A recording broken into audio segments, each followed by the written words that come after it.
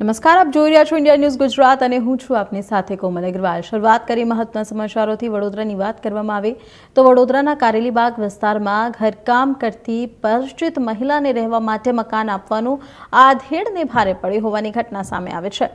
જાગૃતિ સોસાયટીમાં રહેતા સ્નેહલભાઈ પટેલે છેલ્લા 7 વર્ષથી તેમના ઘરે ઘરકામ કરતી આરતીબેનને કૌટુંબિક કારણોસર રહેવા માટે પોતાનું મકાન આપ્યું હતું। ગત 21 ઓગસ્ટે આરતીબેનના બાળકની તબિયત જાણવા સ્નેહલભાઈ ત્રિવેદી સોસાયટી ખાતે ગયા હતા, જ્યાં આરતીબેનનો પતિ સહિત તેના સંબંધીઓ સાથે બોલાચાલી બાદ સ્નેહલભાઈ પર હુમલો કરવામાં આવ્યો હતો।